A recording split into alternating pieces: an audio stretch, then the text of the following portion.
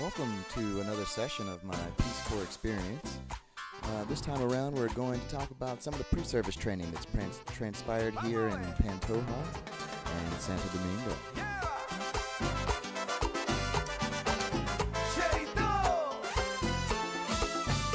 Our journey begins here at the Central Peace Corps office downtown in Santo Domingo, where we were shown the ropes,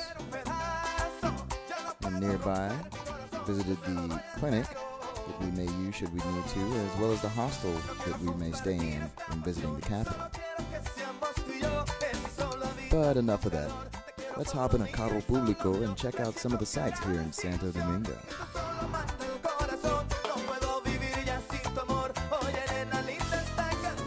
After a brief stroll on El Conde, also known as the Calle de Caminada,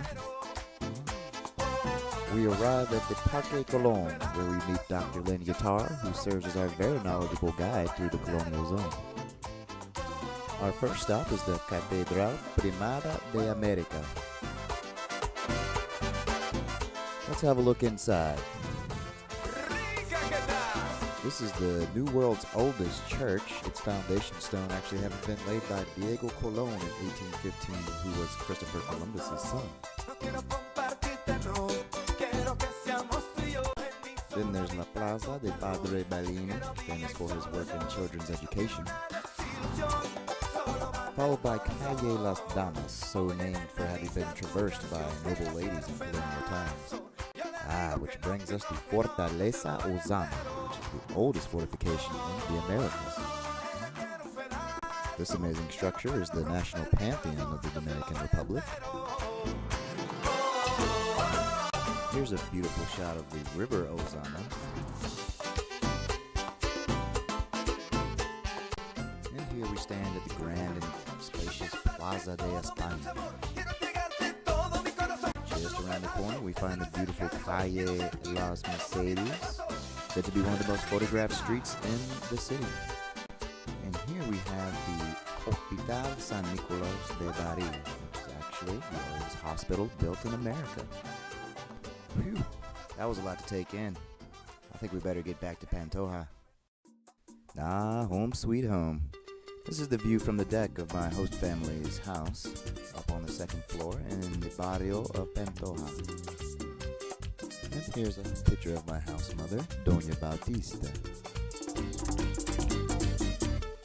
This is the room in my host family's house, which as you can see is actually not that bad. Somewhat humble, but I think I have everything I need. Mosquito net, fan for temperature comfort, closet to put my things, and a door between me and the rest of the world. Interesting cityscapes and even graveyards are some of the views on the way to the training center. And here we all are, passing a little time and chit-chatting before another one of our training lectures begins shortly. What does training consist of, you ask? Well, besides the technical stuff, there's language class, usually beginning with some sort of dynamica or activity such as Jenga to get the blood going. Oh, and of course there's a little merengue and bachata. Oh, look at us go. Of course, we learn how to use public transportation such as motor conchos safely. And of course, you can't leave out learning dominoes, which in this country is widely regarded as a sport. For added measure, to make sure we've thoroughly learned about Dominican culture, we visit the Museo Memorial de la Resistencia Dominicana and learn amongst other things about the rule of dictator Trujillo.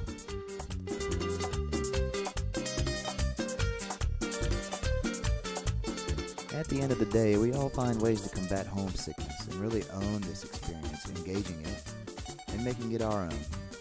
Speaking of which... So the training experience. We've been here in training PST for about almost a week and a half now. And I feel personally I'm on information overload right now. We are given so much information on, safety and security and how to be safe and how to kind of integrate within the culture that we're in right now. And now we have specific sector training today, and that was 3 hours of just info that I don't really have kind of a handle on yet. The second training was just a lot of information, and again, like I said, overwhelming. This has been a really interesting time for me. We've only been in country, like I was saying, for about week and a half, 2 weeks.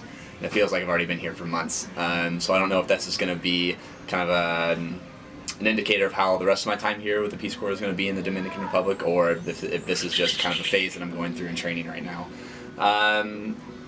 A concern that I have right now is just the language and really trying to integrate myself into the culture. So it's really hard to do that if you can't speak the language properly.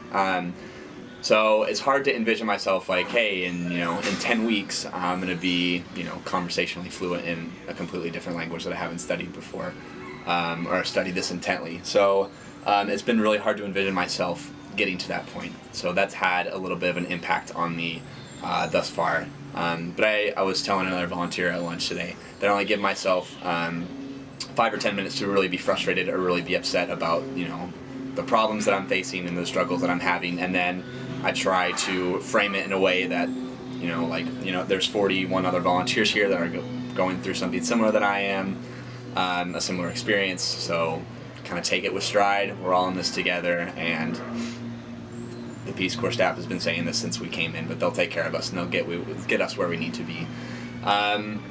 More specifically now in our health sector training, we learned all about our initiatives and the programs that we're going to be doing within our placement communities. And like I was saying, very overwhelming, but the stuff that we're going to be doing is huge and it's very important. So I'm really excited about the opportunity to kind of get my feet wet and working with the youth and the women in the communities that I'll be in, doing a lot of sex education, early teen pregnancy prevention, STI, HIV/AIDS awareness and prevention as well. And then doing a lot of organic gardening, in-home stoves for cleaner fuels, so they're using a lot of solid fuels to cook with the stove. So if we can find an alternative stove or an alternative source of fuel, that's going to be a lot more healthy for these families.